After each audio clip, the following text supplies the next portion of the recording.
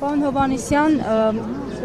դատական նիստերին պարբերաբար գալիս եք ոչ միայն այստեղ, հաճախ հանդիպում ենք դատարանների բակում,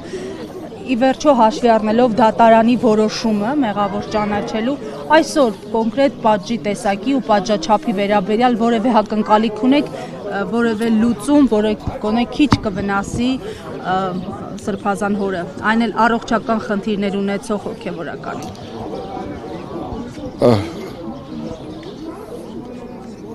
Ակնկալիք ես չունեմ,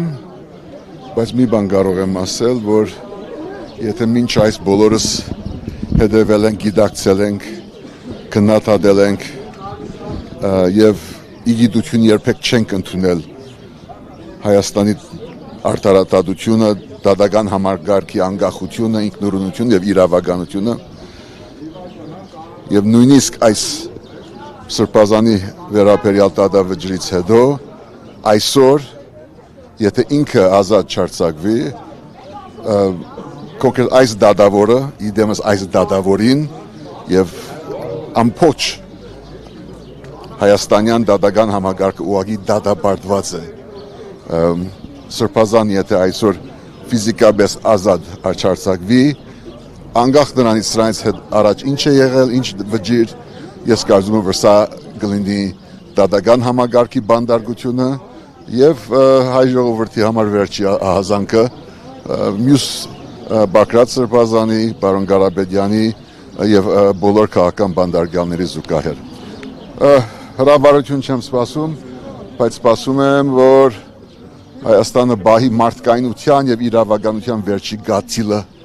եւ եթե դա այսօր գործրեց կոնկրետ այս երդասարդ դատավորին եւ իր բոլոր գոլեգաները մեծ ու փոքր գլին դատապարտված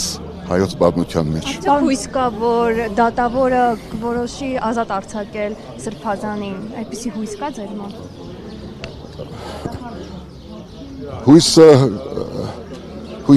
Հույս երբեք չենք կդրում։ Մեր ժողովուրդը, մեր պետությունը եւ ազգը բոլոր եղանակներում, բոլոր պայմաններում պիտի հույս չգդրի եւ բայկարի շարունակի ակնկալեր վաղը նորից կհանդիպենք այստեղ դատարանի բակում, դատարանների մեջ,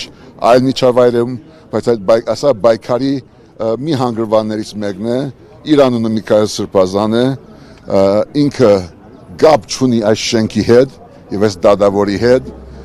եւ ինքը պետք է վերադառնա իր հոգեվոր ծառայության։ Ակնկալիք չունեմ, բայց հույս միշտ ունեմ։ Պարոն Հովհաննիսյան, պայքարի հանգրվաններից մյուսն էլ փաստորեն այսօր եք հայտարարել, ժառանգությունը հայտարարել է վաղաշաբաթի քաղաքապետի ընտրությունների մասնակցության մասին, սրանով ուզում եք փոխել իրավիճակ, ինչ